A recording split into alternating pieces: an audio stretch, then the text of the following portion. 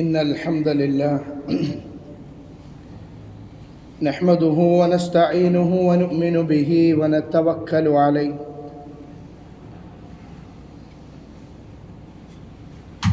ونعوذ بالله من شرور أنفسنا ومن سيئات أعمالنا من يهده الله فلا مضل له ومن يضلله فلا هادي له ونشهد أن لا إله إلا الله وحده لا شريك له وأشهد أن محمدا عبده ورسوله أرسله بالهدى ودين الحق ليظهره على الدين كله ولو كره المشركون اللهم صل على محمد وعلى آل محمد كما صليت على إبراهيم وعلى آل إبراهيم إنك حميد مجيد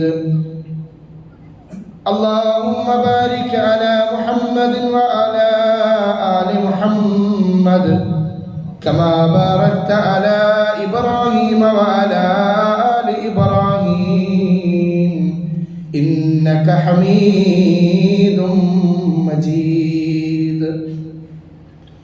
يا أيها الذين آمنوا اتقوا الله حق تقاته ولا تموتن إلا وأنتم مسلمون أعوذ بالله من الشيطان الرجيم بسم الله الرحمن الرحيم ولو أن للذين ظلموا ما في الأرض جميعا ومثله معه لافتدوا به من سوء العذاب يوم القيامة وبدا لهم من الله ما لم يكونوا يحتسبون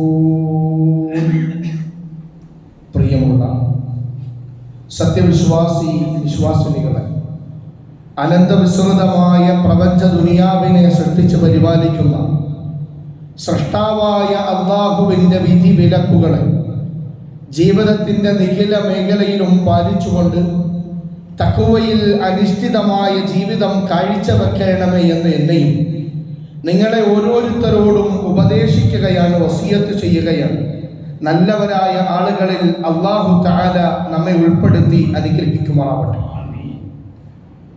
അല്ലാഹു നമുക്ക് നൽകിയ ഏറ്റവും വലിയ അനുഗ്രഹമാണ് പ്രവാചകൻ മുഹമ്മദ് മുസ്തഫ സല്ലല്ലാഹു അലൈഹി വസല്ലമ തങ്ങളുടെ ഉമ്മത്തായി കൊണ്ട് പിറന്നു വീഴാൻ സാധിച്ചു, തൗഹീദുള്ളവരായി മാറി സത്യത്തിന്റെ ധർമ്മത്തിന്റെ പാതയിൽ സഞ്ചരിക്കുന്നവരാകാൻ സാധിച്ചു എന്നുള്ളത് അല്ലാഹു നമുക്ക് നൽകുന്ന ഏറ്റവും വലിയ മഹത്തായ അനുഗ്രഹമാണ്.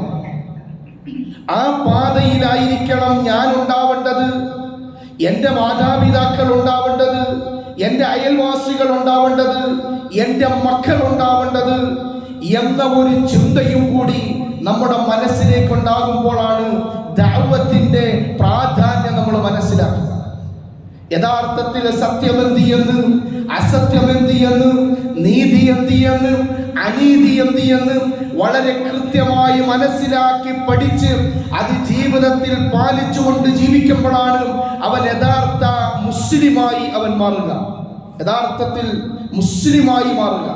ഇബ്രാഹിം നബി അലൈഹിസ്സലാത്തു വസ്സലാമ പ്രബോധനം ചെയ്തുകൊണ്ടിരിക്കുന്ന കാലഘട്ടത്തിലാണല്ലോ അല്ലാഹു സുബ്ഹാനഹു വ തആല പരിശുദ്ധ ഖുർആനിൽ പറഞ്ഞത് മുസ്ലിമാകണം.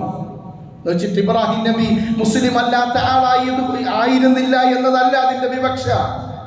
ما كان يهوديا ولا نصرانيا ولكن كان حنيفا مسلما وما كان من المشركين എന്ന് വളരെ കൃത്യമായി പരിശുദ്ധ ഖുർആൻ എടുത്തു പറഞ്ഞ ഇബ്രാഹിം നബി അലൈഹിസ്സലാത്തു വസ്സലാം മുസ്ലിമായിരുന്നു. അല്ലാഹുവിന്റെ മാർഗത്തിൽ യാത്ര ചെയ്ത സഞ്ചരിച്ചിരുന്ന സത്യത്തിന്റെ പാത ഉൾക്കൊണ്ടിരുന്ന ആളായിരുന്നു ഇബ്രാഹിം നബി. എന്നിട്ടും അല്ലാഹു സുബ്ഹാനഹു വ തആല പറഞ്ഞപ്പോ അസ്ലംതു ലിറബ്ബിൽ ആലമീൻ, ഞാനിതാ ആയിരിക്കുന്നു റബ്ബേ. എല്ലാം അല്ലാഹുവിന് സമർപ്പിച്ചുകൊണ്ട് സർവശക്തനായ റബ്ബിന്റെ തീരുമാനങ്ങൾക്ക് വഴിപ്പെട്ടുകൊണ്ട് ജീവിച്ച ഇബ്രാഹിം നബി അലൈഹിസ്സലാത്തു വസ്സലാം നമുക്ക് മാതൃകയാണ് എങ്കിൽ, ഈ മാതൃക, ഈ ഒരു പാരമ്പര്യം ഉൾക്കൊണ്ടവരാണ് നമ്മളെങ്കിൽ, ആ പാരമ്പര്യത്തിൽ നിന്നുകൊണ്ട് സത്യത്തെ സത്യമായി മനസ്സിലാക്കി ജനങ്ങൾക്ക് ദഅവത്ത് ചെയ്യുക എന്നുള്ളത് നമ്മുടെ ഉത്തരവാദിത്വമാണ്. ആ ഉത്തരവാദിത്വം നാം ആദ്യം നിറവേറ്റണം. എന്നിട്ട് വേണം മറ്റുള്ളവരോട് പറയാൻ. നിങ്ങൾ ആലോചിച്ചു നോക്കിക്കേ, നമ്മളൊക്കെ സോഷ്യൽ മീഡിയ യൂസ് ചെയ്യുന്ന ആളുകളാണ്. പലപ്പോഴായി വേണ്ടതിനും വേണ്ടാത്തതിനുമൊക്കെയായി സമയം ചെലവഴിച്ച് നമ്മുടെ സമയത്തെ കൊന്നുകൊണ്ടിരിക്കുന്ന ഒരു കാലഘട്ടം.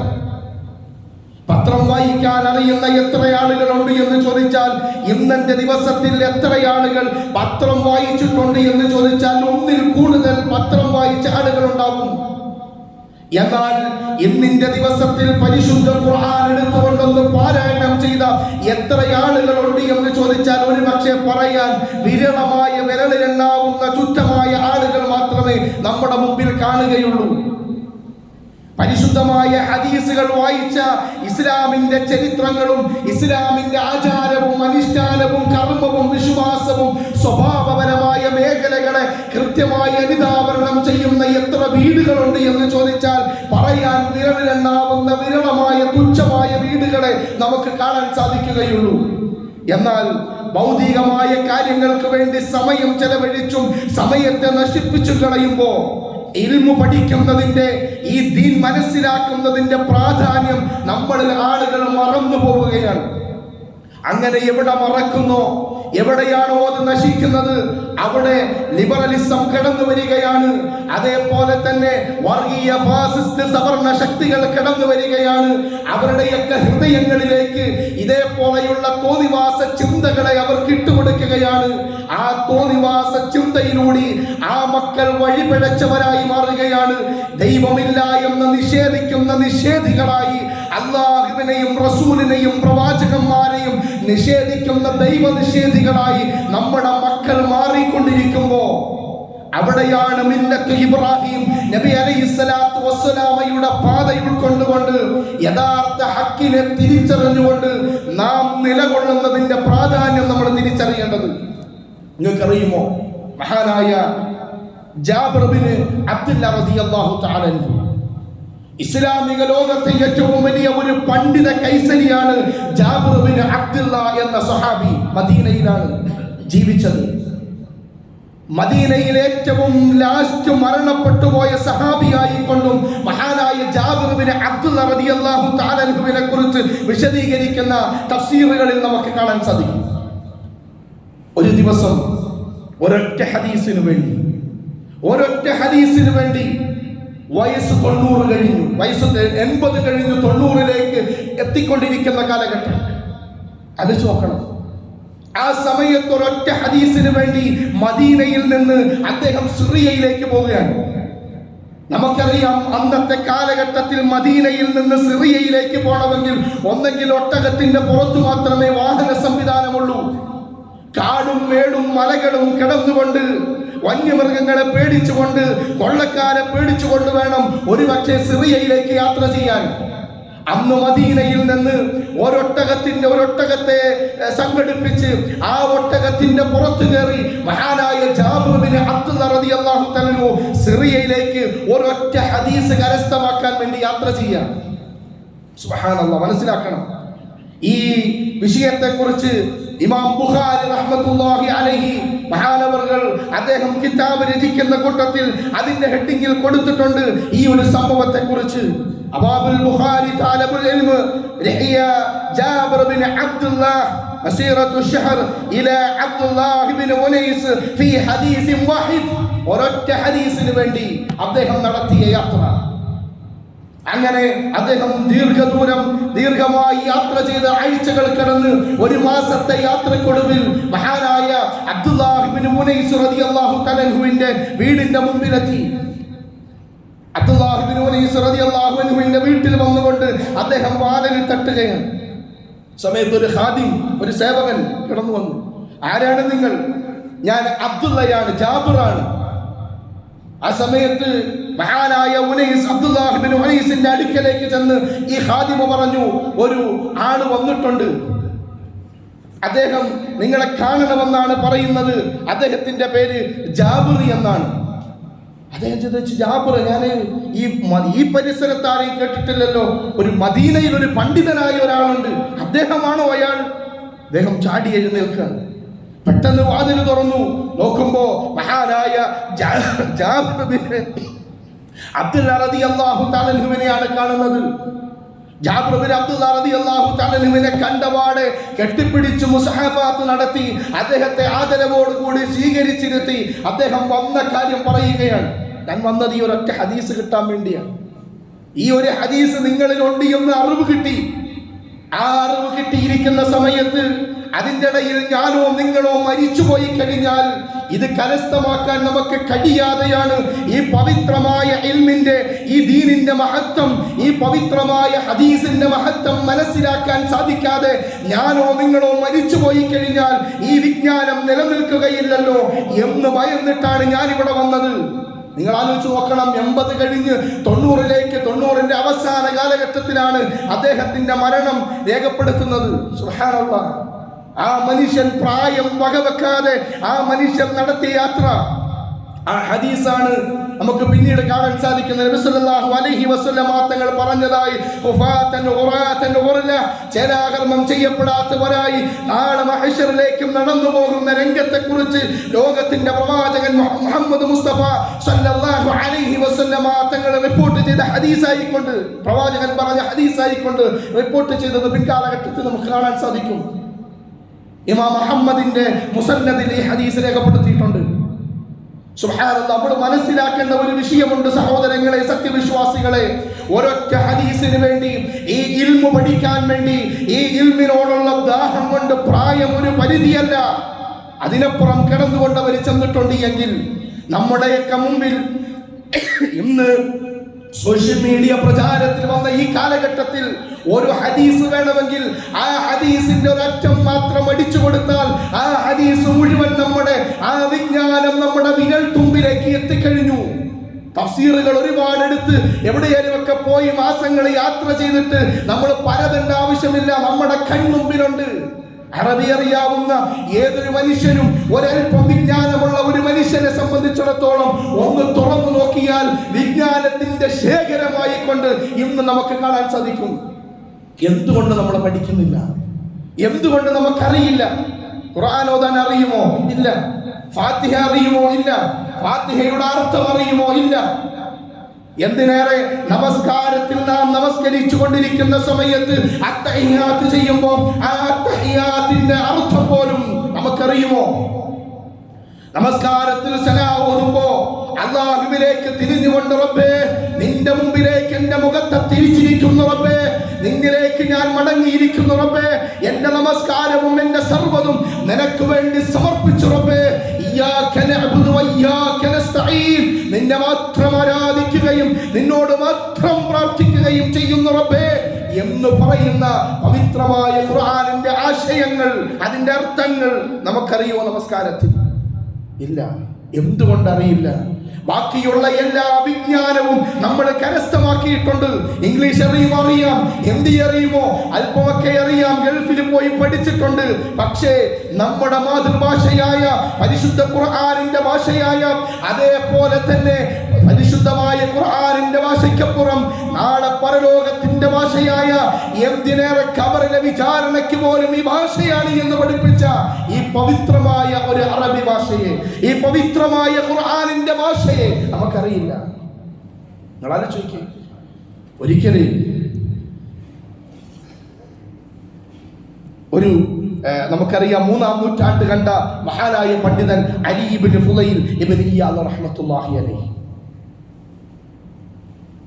ഫുളൈൽ ഇബ്നു ഇയാദ് റഹ്മത്തുള്ളാഹി അലൈഹിയുടെ മകൻ അലി റഹ്മത്തുള്ളാഹി അലൈഹി ചെറിയ കുട്ടിയാണ്.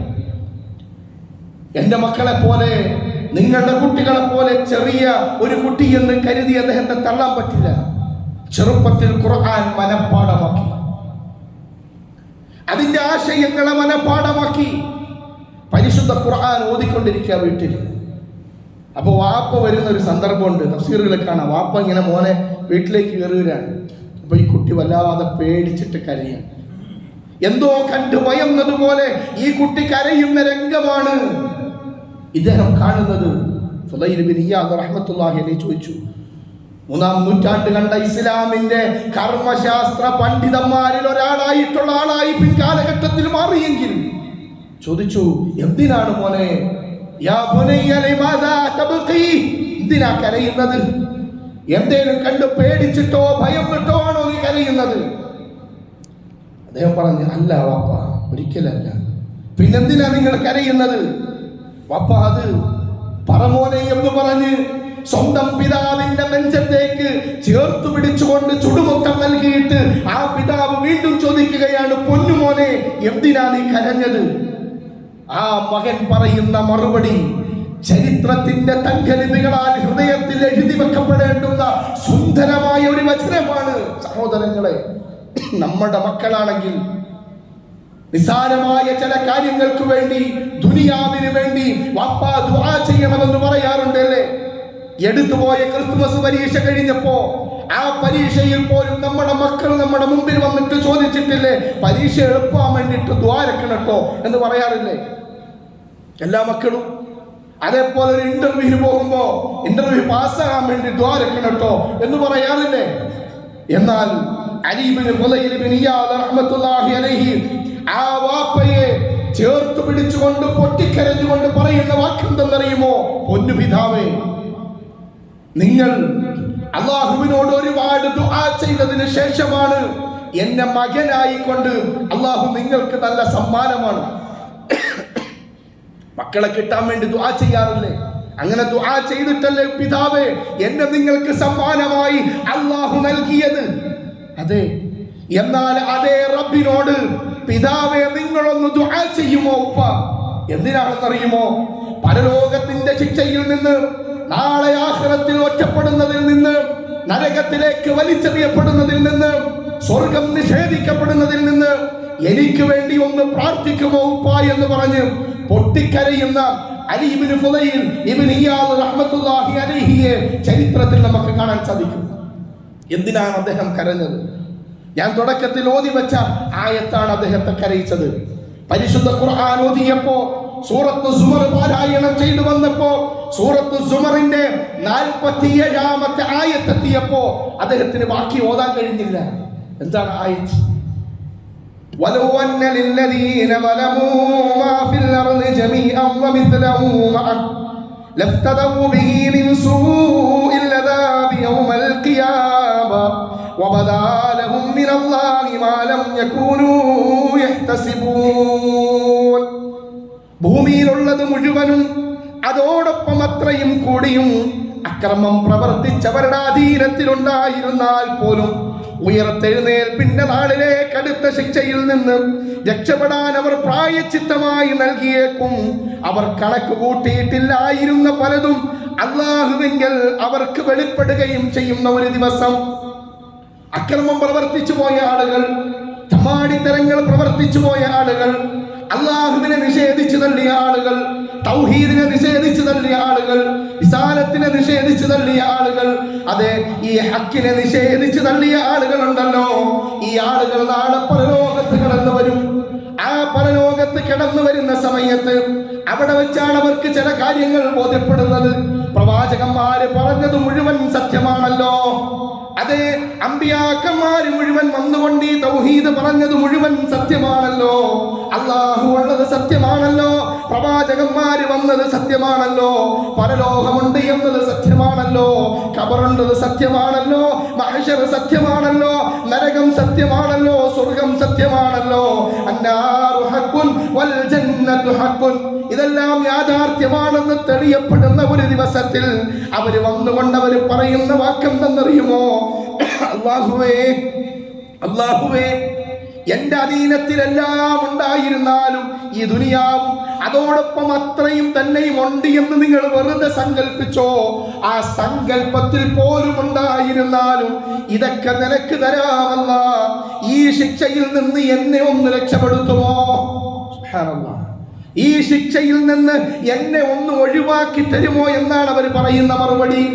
ശിക്ഷയിൽ നിന്ന് എന്നെ ഒഴിവാക്കി തന്നാൽ എന്റെ മാതാപിതാക്കളെ നീ എടുത്തോ റബ്ബേ, എന്റെ ഉറ്റവരെ നീ എടുത്തോ റബ്ബേ, എന്റെ ബന്ധുക്കളെ നീ എടുത്തോ അല്ലാഹ്, എന്റെ ഭാര്യ നീ എടുത്തോ റബ്ബേ, ഭാര്യ സഹോദരങ്ങളെ നീ എടുത്തോ റബ്ബേ, എന്റെ മക്കളെ നീ എടുത്തോ റബ്ബേ, ലോകത്തുള്ള മുഴുവൻ മനുഷ്യനെയും നീ എടുത്തോ റബ്ബേ, എന്നെ ഒന്ന് രക്ഷിച്ചാൽ മതിയെന്ന് നാളെ പരലോകത്ത് വെച്ച് വിചാരണ ദിവസത്തിൽ, ആ ദിവസം ആ ശിക്ഷ നേരിൽ കാണുന്ന ദിവസത്തിൽ മനുഷ്യൻ പറയുന്ന ഒരു ദിവസം വരാനുണ്ട്. ആ ദിവസത്തെ ശിക്ഷയെ കുറിച്ച് പ്രതിപാദിക്കപ്പെടുന്ന ആയത്തോതിയിട്ടാണ് പിതാവേ ഞാൻ കരഞ്ഞത് എന്നും അലി ഇബ്നു ഫുളൈൽ ഇബ്നു ഇയാദ് റഹ്മത്തുള്ളാഹി അലൈഹി തന്റെ പിതാവിനോട് മറുപടി കൊടുക്കുന്നത് സുന്ദരമായ രൂപത്തിൽ നമുക്ക് കാണാൻ സാധിക്കും. ആലോചിക്കും, നമ്മുടെ ജീവിതത്തിൽ ഒരു മാറ്റം വരണ്ടേ? പലപ്പോഴും ഖുതുബകൾ കേൾക്കാറുണ്ട്, ക്ലാസ്സുകൾ കേൾക്കാറുണ്ട്, അതേപോലെ തന്നെ പലതും വായിക്കാറുണ്ട്, കേൾക്കാറുണ്ട്. പക്ഷേ വേണ്ട വിധത്തിൽ ഹൃദയത്തിലേക്ക് ഇറങ്ങിയിട്ടുണ്ടോ? നമ്മുടെ വീട്ടിൽ നിന്ന് ഹറാം എടുത്തു മാറ്റാൻ നമുക്ക് സാധിച്ചിട്ടുണ്ടോ? നമ്മുടെ മക്കള് ഹറാമുകളും മ്യൂസിക്കുകളും ഹറാമിന്റെ വാദ്യോപകരണങ്ങൾക്ക് പിന്നാലെ കടന്നു പോകുമ്പോ അരുത് മോനെ, അത് തെറ്റാണെന്ന് പറയാൻ ഒരു പിതാവിന് പറയാൻ സാധിച്ചിട്ടുണ്ടോ? എന്തിനേറെ ആ പിതാവ് പറഞ്ഞാൽ ആ മക്കൾ കേൾക്കുന്ന മക്കളായി ഇന്നിന്റെ മക്കൾ മാറുന്നുണ്ടോ? ആലോചിച്ചു നോക്കൂ. എന്തിനേറെ വിഷമകരമെന്ന് പറയട്ടെ, ഈ അടുത്ത കാലഘട്ടത്തിൽ ഒരു പിതാവ് ഒരു കുട്ടിയെ കൊണ്ട് എൻ്റെ അടുത്ത് വരിക, പറഞ്ഞു ഒന്ന് കൗൺസിൽ ചെയ്ത് കൊടുക്കണം, അവനിക്ക് എന്തോ ചില പ്രശ്നങ്ങളുണ്ട്. സഹോദരങ്ങളെ, ഈ മിമ്പറിൽ നിന്നുകൊണ്ട് ഞാനിത് പറയുന്നത് എന്തിനാണെന്ന് ചോദിച്ചാൽ, ഇതിന്റെ ഗൗരവം ഇൽമില്ലാത്തതിന്റെ, ദീൻ പഠിക്കാത്തതിന്റെ, ഹക്ക് മനസ്സിലാക്കാത്തതിന്റെ, തൗഹീദ് കിട്ടാത്തതിന്റെ ഗൗരവം മനസ്സിലാക്കാൻ വേണ്ടി മാത്രമാണ്. വല്ലാഹിൽ അദീം. ആ കുട്ടി എൻ്റെ അടുത്ത് കൊണ്ടുവന്നു, പറഞ്ഞു, കുറെ നേരം സംസാരിച്ചു. ഞാൻ ആ വാപ്പയോട് പറഞ്ഞു, ആ ഉമ്മയോടും നിങ്ങളൊന്ന് പുറത്ത് നിൽക്ക്, ഞാൻ അവരോട് മാത്രം ഒന്ന് സംസാരിക്കട്ടെ. സംസാരിച്ചു കഴിഞ്ഞതിന് ശേഷം സഹോദരങ്ങളെ മിമ്പറിൽ നിന്നുകൊണ്ട് പറയുന്നു, ആ കുട്ടി പറഞ്ഞ വാക്ക് കേട്ടിട്ട് ഈ ഭൂമിയിലേക്ക് താഴ്ന്നു പോയാൽ മതി എന്ന് ആഗ്രഹിച്ചു പോയ എൻ്റെ ലൈഫിന്റെ ഒരു നിമിഷമാണത്. ആ കുട്ടി പറഞ്ഞു, എൻ്റെ ഉപ്പ 35-ാമത്തെ വയസ്സിൽ പട്ടാളത്തിൽ നിന്ന് വിരമിച്ച് സൗദി അറേബ്യയിലേക്ക് ഫ്ലൈറ്റ് കയറുമ്പോ ആ വാപ്പ പിതാവ് പോയി മരുഭൂമിയിൽ കിടന്ന് കഷ്ടപ്പെടുകയാണ് മക്കൾക്ക് വേണ്ടി. 2, 3, 4 പെൺമക്കളുള്ള ഒരാൺകുട്ടിയുള്ള കുടുംബമാണ് ഇവര്. കൂട്ടുകാരുമൊത്ത് കളിയും ചിരിയും തമാശകളിലും വിനോദങ്ങളിലും ഏർപ്പെട്ട് അവസാനം സെക്ഷന്റെ അഡിക്ഷനായി മാറി.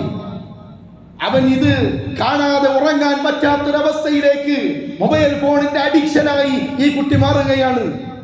എന്നിട്ട് ഉമ്മ സുബഹിക്ക് വിളിക്കാൻ വരുന്ന സമയത്ത് ആ ഉമ്മ സുബഹിക്ക് മോനെ വിളിക്കാൻ വരുമ്പോ ആ കുട്ടി പറഞ്ഞ മറുപടി എന്തെന്നറിയുമോ?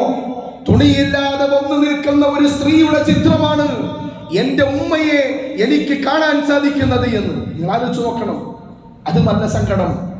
ഒന്നിൽ കൂടുതൽ തവണ ബലാത്കാരമായോ മറ്റോ സ്വന്തം സഹോദരിയെ വ്യഭിചരിച്ചിട്ടുണ്ട് എന്ന് ആ കുട്ടി പറയുകയാണ്.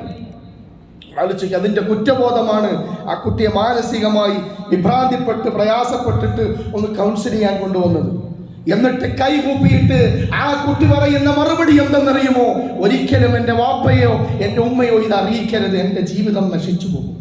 നിങ്ങൾ ആലോചിക്കുക, ഇത് ഒറ്റപ്പെട്ട ഒരു സംഭവം മാത്രമാണ് എങ്കിൽ എത്രയെത്ര ഒറ്റപ്പെട്ട സംഭവത്തിനപ്പുറം ചുരുളറിയാത്ത രഹസ്യങ്ങളായി ഇന്നും കിടക്കുന്നുണ്ട് കേരളത്തിന്റെ മണ്ണിൽ. നിങ്ങൾ ആലോചിച്ച് നോക്കണം. കണ്ണുകുടിക്കാനോ അതേപോലെ തന്നെ കഞ്ചാവ് വലിക്കാനോ പൈസ കൊടുക്കാത്തതിന്റെ പേരിൽ വാപ്പയെ കോടാലി കൊണ്ട് തലക്കടിച്ചു കൊന്ന മക്കളെ ജീവിക്കുന്ന കേരളത്തിന്റെ മണ്ണിലാണ് ഞാനും നിങ്ങളും ജീവിക്കുന്നത്. എന്തിനേറെ ഈ അടുത്ത കാലഘട്ടത്തിൽ വന്ന വാർത്ത നിങ്ങൾ കണ്ടതല്ലേ സോഷ്യൽ മീഡിയയിൽ? ഒരു മൊബൈൽ ഫോൺ ഗെയിം കളിക്കാൻ കൊടുക്കാത്തതിന്റെ പേരിൽ മാരകായുധം കൊണ്ട് സ്വന്തം ഉമ്മയുടെ കഴുത്തറത്ത് ഗുരുതരാവസ്ഥയിൽ ഇപ്പോൾ ഹോസ്പിറ്റലിലാണ് ആ ഉമ്മ. ആലോചിച്ച് നോക്കണം, മക്കൾ എവിടെ എത്തി? ഇതിന്റെയൊക്കെ പിന്നിൽ നമ്മളാണ് ഉത്തരവാദി, നമ്മൾ മാത്രമാണ് ഉത്തരവാദി, ഓരോ മാതാപിതാക്കളുമാണ് ഉത്തരവാദി. എന്തേ കാരണം? പഠിപ്പിക്കേണ്ടത് ചെറുപ്പം മുതലേ കൊടുക്കേണ്ട ഇൽമ് അത് കൊടുത്തു വളർത്തണം. അതാണ് ജാബിർ ബിൻ അബ്ദുല്ലാ റളിയല്ലാഹു അൻഹുവിനെ പോലെ, പല സഹാബാക്കളെ പോലെ, സഹാബാക്കളുടെ മക്കളെ പോലെ, താബീങ്ങളെ പോലെ, തബഅത്തുബാകളെ പോലെ ഇസ്ലാമിന്റെ ചരിത്രത്തിൽ നമുക്ക് കാണാൻ സാധിക്കുന്നത്. അങ്ങനെയുള്ള ഒരൊറ്റ മക്കളും നശിച്ചു പോവില്ല, ഒരിക്കലും നശിക്കില്ല. അടിത്തറ നേരെയാക്കണം, ഇൽമു കൊടുക്കണം, മക്കൾക്ക് വേണ്ടി ദുആ ചെയ്യുന്ന മാതാപിതാക്കളാവണം. ആ ദുആ എവിടെ വരെ എത്തുമെന്നറിയുമോ? സൗദി അറേബ്യയിൽ ഇന്ന് ഈ ഹറമിന്റെയും ഇമാമായി നിൽക്കുന്ന ഷെയ്ഖ് അബ്ദുറഹ്മാൻ സുദൈസ്, നമുക്കറിയാം, മനോഹരമായ ഖുർആൻ പാരായണം ചെയ്യുന്ന, സുന്ദരമായ ശൈലിയിൽ ഖുർആൻ പാരായണം ചെയ്യുന്ന മഹാനായ ഒരു പണ്ഡിതൻ. അദ്ദേഹത്തിന്റെ ചെറുപ്പത്തിന്റെ ഒരു കഥ അദ്ദേഹം പറയുന്നുണ്ട്. കുടുംബക്കാരൊക്കെ വന്നിരിക്കുമ്പോ, വീരുന്ന് സൽക്കരിച്ചു കൊണ്ടിരിക്കുമ്പോ മണ്ണ് വാരിയിട്ട് പാത്രത്തിലിട്ടിട്ട് ഓടുന്ന ആളായിരുന്നു. അത്ര കുസൃതി, അങ്ങനെയുള്ള ആളായിരുന്നു. കുടുംബക്കാര് ഭക്ഷണം കഴിക്കാൻ വേണ്ടിയിരിക്കുക, അപ്പൊ മണ്ണൊക്കെ വാരിട്ട് ഒറ്റ ഇട്ടിട്ട് ഒറ്റ ഓട്ടം, അങ്ങനെ ഉണ്ടായിരുന്നു. ഇന്ന് ആ സമയത്ത് ആ ഉമ്മ പറഞ്ഞു, മോനെ നീ കൂടുതൽ കച്ചറൊക്കെ കാണിച്ചു കഴിഞ്ഞാൽ എന്റെ ഹറമിനെ ഇമാമാക്കി നിന്നെ പിടിച്ചിട്ടെന്ന് പറഞ്ഞു. ദേഷ്യത്തിൽ, ആ സങ്കടത്തിൽ, ആ വിഷമത്തിൽ ആ ഉമ്മയുടെ മറുപടിയാണ്. ഇവിടെ രണ്ട് ചരിത്രം നമുക്കുണ്ട്. ഏത് പ്രതിസന്ധി ഘട്ടത്തിലും പ്രയാസഘട്ടത്തിലും ഒരു ഉമ്മ മക്കൾക്ക് വേണ്ടി നടത്തുന്ന ദുആയാണ്, ശാപവാക്കല്ല. നീ നശിച്ചു പോകൂടാ എന്ന വാക്കല്ല, നിന്നെ ഹറമിന്റെ ഇമാമാക്കുമെന്ന് പറഞ്ഞു. ആലോചിക്കേ, ഇന്ന് ഇരു ഹറമിന്റെയും മേധാവിയായി ഷെയ്ഖ് അബ്ദുറഹ്മാൻ സുദൈസ് ഇന്നുണ്ട് എങ്കിൽ, സഹോദരങ്ങളെ, മക്കളെ ഇൽമു പഠിപ്പിക്കുന്നതിന്റെ പ്രാധാന്യം തിരിച്ചറിയാൻ ഇനിയും നമ്മൾക്ക് സാധിച്ചിട്ടില്ല എങ്കിൽ, ഇന്നലെ ഇവിടെ ഒരു പരിപാടി നടന്നു, ഓപ്പൺ ടോക്ക് അല്ലെ? എന്തിനാ നടന്നത്? നമ്മുടെ സമുദായത്തിൽപ്പെട്ട ആളുകൾ പോലും നിരീശ്വരവാദ ലിബറലിസത്തിലേക്ക് കടന്നു പോകുമ്പോ അവരെ തിരിച്ചു കൊണ്ടുവരാൻ ഇതേപോലെയുള്ള പ്രോഗ്രാമുകൾ സംഘടിപ്പിക്കുമ്പോൾ അവിടെ വെച്ചിട്ടാണ് തിരിച്ചറിയുന്നത്, നമ്മുടെ കൺമുമ്പിൽ കണ്ട പലരും മുസ്ലിമാണി എന്ന് അവകാശപ്പെടുകയും കണ്ടാൽ നല്ല സുന്ദരമായ കോലവും രൂപവുമുള്ള ആളുകൾ പോലും ദൈവമില്ല എന്ന്, അല്ലാഹു ഇല്ല എന്ന നിരീശ്വരവാദികളാണ് എന്ന സത്യം തിരിച്ചറിയുന്നത്. ഇത് നമ്മുടെ വീട്ടിലുണ്ട്. എന്തിനേറെ, ഒരു കല്യാണത്തിന് ഒരു സഹോദരൻ പെണ്ണ് കാണാൻ പോകുമ്പോ ആ പെണ്ണിനെ പോയി കണ്ടു. നല്ല സുന്ദരമായ രീതിയിൽ വസ്ത്രം ധരിച്ചിട്ടുള്ള ഒരു പെൺകുട്ടി. ആ കുട്ടിയോട് ചോദിച്ചു. ആ കുട്ടി പറഞ്ഞു, എന്നെ നിങ്ങൾക്ക് പറ്റുമെന്ന് തോന്നുന്നില്ല കേട്ടോ. അവർ എന്തേ കാരണം? ഞാൻ ദൈവം ഇല്ല എന്ന് പറയുന്ന ആളാണ്. അപ്പൊ ചോദിച്ചു, അല്ല നീ പർദ്ദ കേട്ടിട്ടാണല്ലോ നടക്കുക, അത് എൻ്റെ മാതാപിതാക്കൾക്ക് വിഷമമുണ്ടാന്ന് വിചാരിച്ചിട്ടാണ് ഞാൻ അങ്ങനെ ചെയ്യുന്നത്. പക്ഷേ ഞാൻ വർഷങ്ങളായി ദൈവ നിരീശ്വരവാദ പ്രസ്ഥാനത്തിലാണ് ഞാനുള്ളത് എന്ന് ആലോചിക്കേ. മാതാപിതാക്കൾക്ക് പോലും അറിയുന്നില്ല. മാതാപിതാക്കൾ വിഷമിക്കണ്ട എന്ന് പറഞ്ഞത് കൊണ്ട് ഇതൊക്കെ നമ്മുടെ വീട്ടിന്റെ അകത്തളങ്ങളിൽ നടക്കുന്ന സംഭവമാണ് എങ്കിൽ, സഹോദരങ്ങളെ, ഗൗരവം തിരിച്ചറിഞ്ഞുകൊണ്ട് മക്കളെ നല്ല രീതിയിൽ പഠിപ്പിക്കാനും വളർത്താനും സർവശക്തനായ റബ്ബ് തൗഫീഖ് നൽകി അനുഗ്രഹിക്കുമാറാവട്ടെ.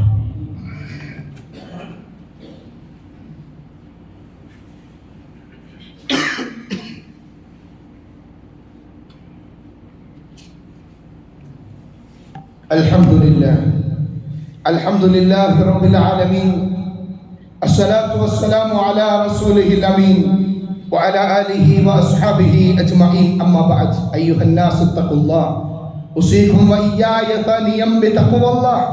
അല്ലാഹുവിനെ സൂക്ഷിച്ചുകൊണ്ട് ജീവിതത്തെ തഖ്വയോടെ ജീവിക്കണമേ എന്ന് എന്നെയും നിങ്ങളെ ഓരോരുത്തരോടും ഉപദേശിക്കുന്നു, വസിയത്ത് ചെയ്യുന്നു.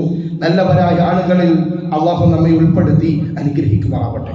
പ്രിയമുള്ളവരെ, പറഞ്ഞു വന്നത് നമ്മുടെ മക്കളെ ദീൻ പഠിപ്പിക്കേണ്ടത് തന്നെ, നമ്മുടെ ഭാര്യമാരെ, നമ്മുടെ കുടുംബങ്ങളെ നമ്മൾ തന്നെ ദീൻ പഠിക്കേണ്ടതെന്നതിന്റെ ഗൗരവം ഉൾക്കൊണ്ടുകൊണ്ട് ജീവിക്കുകയും പഠിക്കുകയും ചെയ്തിട്ടില്ല എങ്കിൽ ഉറും വലിച്ചു കയറുന്നത് പോലെ ഒരു വലിയ വടുവൃക്ഷത്തെ പെട്ടെന്നല്ല ഉണങ്ങിക്കളയുന്നത്. ആദ്യം അതിന്റെ ഇലയ്ക്കൊരു വാട്ടം തുടങ്ങും, പിന്നെ ഒരു മഞ്ഞ നിറം വരും, പിന്നെ ഉണങ്ങി വീഴാൻ തുടങ്ങും. പക്ഷേ എന്നാലും മരത്തിന് ചിരണ്ടി നോക്കുമ്പോ ഒരു പച്ചക്കളർ ഉണ്ടാവും.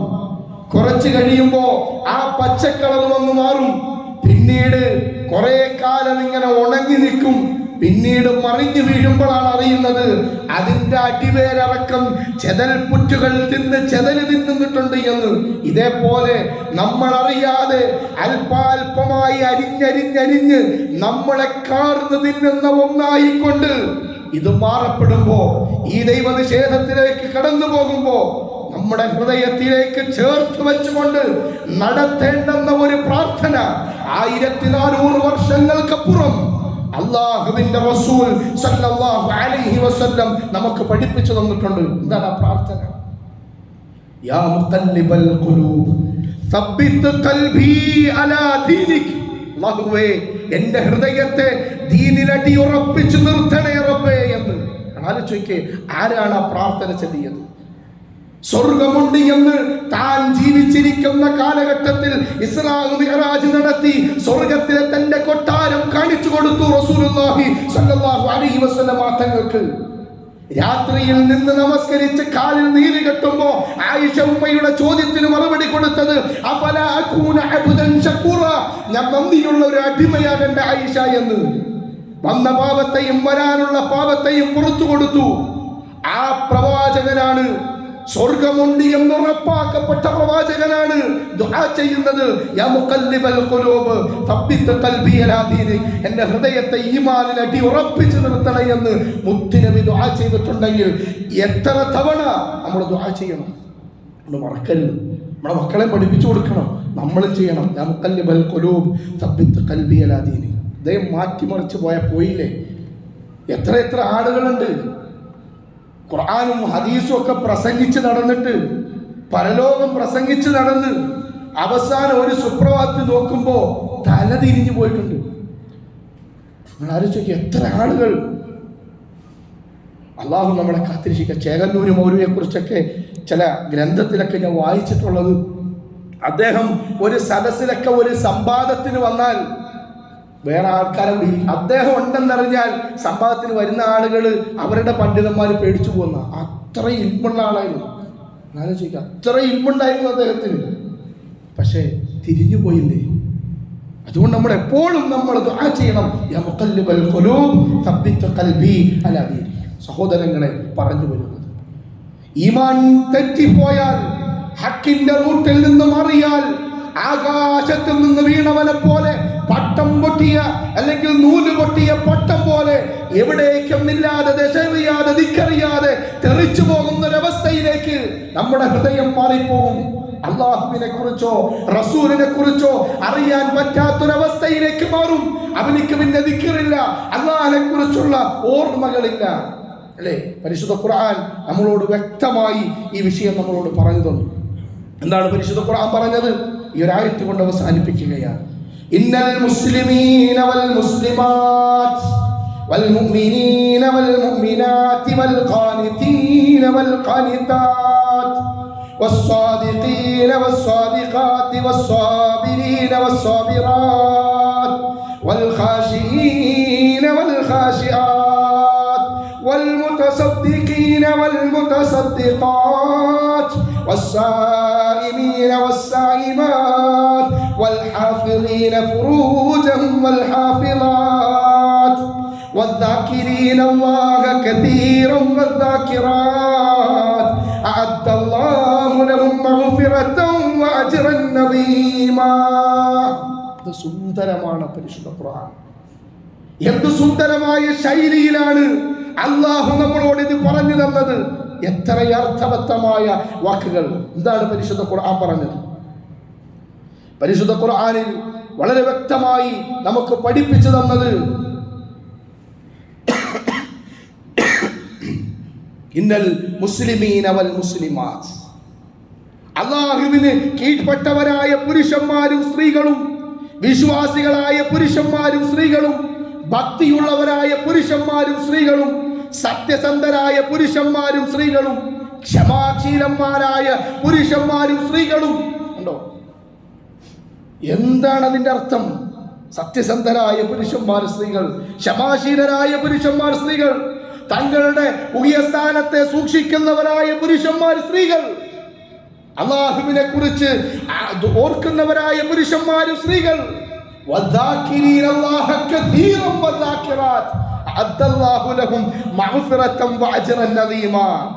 അവസാനമായി പരിശുദ്ധ ഖുർആൻ നമ്മളോട് അതിന്റെ ആ ആയത്തിന്റെ അവസാനമായി നമുക്ക് പഠിപ്പിച്ചു തരുന്നത്, അല്ലാഹുവിനെ കുറിച്ച് ഓർമ്മിക്കുന്നവരായ പുരുഷന്മാരും സ്ത്രീകളും അവർക്ക് തീർച്ചയായും അല്ലാഹു പാപമോചനവും മഹത്തായ പ്രതിഫലവും ഒരുക്കി വച്ചിരിക്കുന്നു.